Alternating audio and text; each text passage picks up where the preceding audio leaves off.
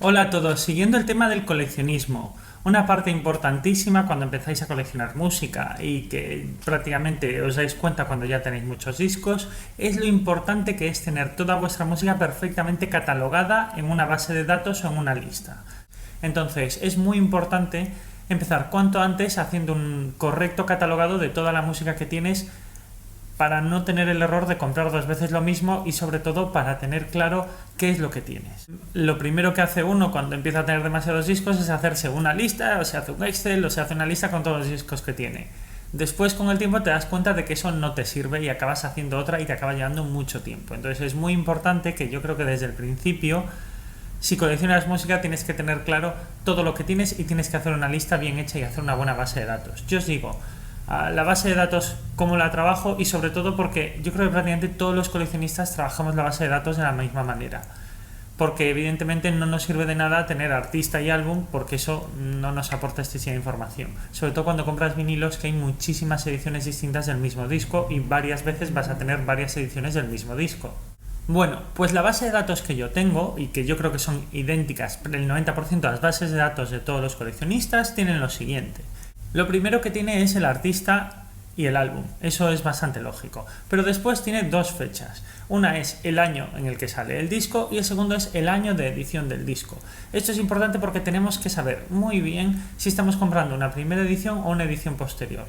En los discos antiguos es muy fácil porque siempre aparece impreso el año de edición, como pasa en los libros. En los discos modernos no pasa, entonces muchas veces hay que rebuscarlo. En el 99% de las veces aparece. Ya no aparece en la parte posterior como solía aparecer antes, pero si buscas bien acaba apareciendo. A veces incluso aparece grabado en el surco del vinilo. Lo importante es localizarla, es importante saber cuándo la edición es original y cuándo es una edición posterior, porque cambia muchísimo el valor. Es muy importante las primeras ediciones, son las más valiosas. Bueno, pues una vez que tienes los 2 años, lo siguiente que yo archivo es dónde se ha hecho el vinilo.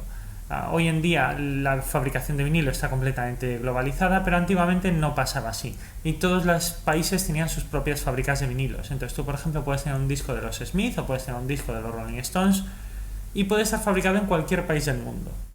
Para entender esto os voy a poner un ejemplo. Y este por ejemplo es el Oxygen de Jean-Michel Jarre. Este disco salió en 1976, pero esta es una edición bastante buena y os voy a explicar por qué. Primero es porque es una edición generada en Francia, que es de donde es original este álbum.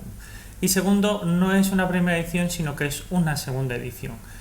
¿Cómo lo podemos saber? Os voy a poner un ejemplo. Como veis aquí tenemos el año en el que se editó el disco y aquí en pequeño, por ejemplo, tenemos el año en el que se editó este álbum en concreto, que fue en 1977, un año después, y está en Francia, está editado y fabricado en Francia. Entonces, esa información es especialmente valiosa para los discos antiguos. Una vez que ya tienes puesto el artista, el título, el año de edición, el año en el que salió el disco y que tienes el país de fabricación del disco, lo siguiente que se suele poner es el estado de conservación del disco. Aquí yo pongo dos cosas distintas que lo solemos poner la mayoría de nosotros. El estado de conservación del disco es una lista de las distintas opciones que hoy en día están estandarizadas. Me refiero, lo vais a ver en muchos sitios que sale VG+, VG-, X, MD, entonces eso es una manera estandarizada de catalogar los discos, desde el que está completamente nuevo, que está impecable, VG, que es de very good, que es muy bueno, más o menos, normal, mal estado, lo vais a tener, me refiero a la lista, la vais a ver por ahí fácilmente porque es una lista que está completamente estandarizada y que además se usa en muchas cintas de discos para indicar el estado de conservación. Yo se lo suelo poner. Y lo segundo es un pequeño apartado para los discos que tienen pequeñas etiquetas, pequeñas pegatinas, etcétera, sobre todo porque muchos, por desgracia, no se le quitó en su día, etiquetas de promoción, etiquetas de precio, etiquetas de archivado, y eso es importante porque hay gente que directamente rechaza la compra de este tipo de álbumes. Para que os hagáis una idea, el álbum de Jean-Michel Jarre que os comentaba de 1977, yo lo tengo catalogado porque tiene esta pequeña pegatina con un número que le pusieron el día que una persona que se lo compró. Pero es muy común ver álbumes que tienen etiquetas, sobre todo en el frontal, etiquetas de precio, etiquetas de promociones, todo eso hace que el disco pierda valor y es importante tenerlo reflejado, sobre todo si está en la parte frontal. La siguiente cosa que tiene que estar siempre en la catalogación de los discos es la discográfica del disco, en este caso es Polydor, pero es importante porque hay muchas veces discos que están editados por distintas discográficas e incluso discos que han cambiado de discográfica a lo largo de los años. Lo siguiente que se refleja es el tamaño, peso y cantidad de discos. Esto es, si es un tamaño de 12 pulgadas, de 10 o de 7 pulgadas. Si son 1 o 2 discos, porque muchos discos siguen teniendo ediciones de 1 y 2 discos. Y lo siguiente es el peso del disco. Hay el peso ligero estándar y el peso de 180 gramos, que es más pesado y es de más calidad de sonido.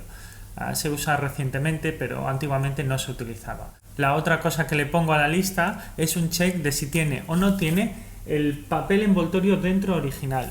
Eso es algo que le da bastante valor a los discos, porque era una de las primeras cosas que se deterioraba cuando se compraba y se utilizaba mucho el disco, y en el gran mayoría de ellos las han perdido o se le han puesto versiones modernas. Entonces, si tiene el papel envoltorio dentro original, es algo que le suele dar valor al disco, y hay coleccionistas que le dan bastante importancia a esto. Entonces yo marco si lo tiene o no lo tiene. Por desgracia, en el 90 de los casos no lo tiene, o tiene uno que es moderno. Lo último que se suele tener en el coleccionismo en las bases de datos de los discos son dos campos que yo personalmente no hago, pero que hacen muchísimos coleccionistas. Uno es el código de barras, el número del código de barras, el cual te ayuda clarísimamente a diferenciar unas ediciones de otras sin tener que ser de una manera visual, pero yo no lo hago por una sencilla razón. El uso del código de barras es relativamente reciente y muchos discos antiguos no lo tienen. Incluso discos relativamente modernos aún no lo tienen. Los discos empezaron a tener códigos de barras durante los 80, pero encima no fueron obligatorios casi hasta mitad de los 80.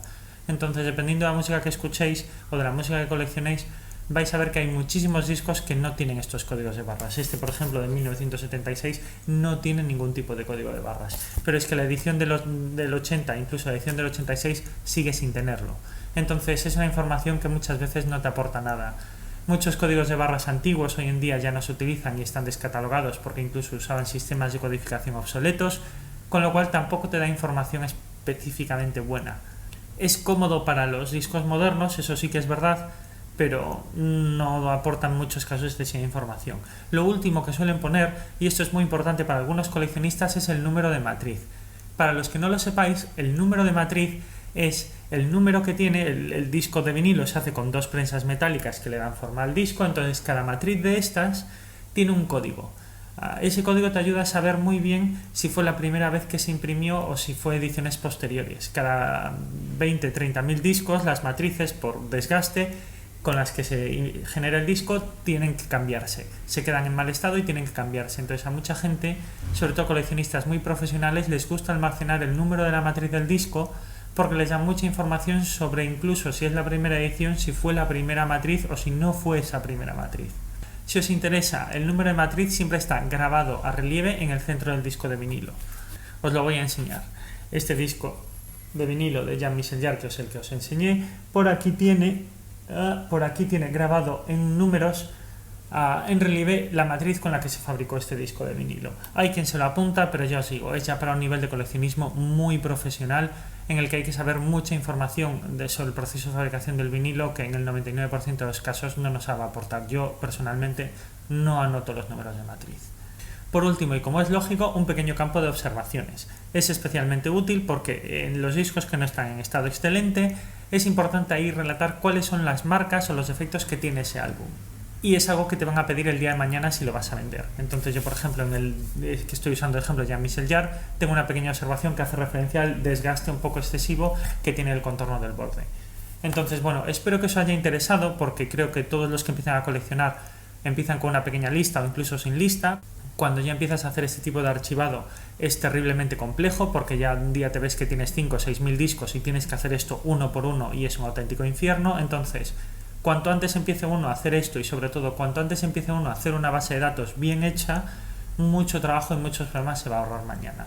Sobre todo porque cuando llegas a un nivel de coleccionismo bastante grande, pues tú te deshaces de piezas, compras piezas nuevas, aprendes a exigir cierto grado de información sobre las piezas que compras, y tenerla bien catalogada te ayuda a saber bien lo que has comprado, y sobre todo el día que vas a deshacerte de piezas o que vas a cambiar piezas, saber muy bien el valor que tienen y por qué las estás cambiando. Entonces, bueno, espero que os haya interesado, porque esta es la semana en la que hablamos de estas pequeñas cosas sobre el coleccionismo. Ya sabéis, me escribís abajo sobre cuestiones más sobre coleccionismo que tengáis o cosas que queráis saber, y seguiremos hablando de otros temas. Así que venga, chao.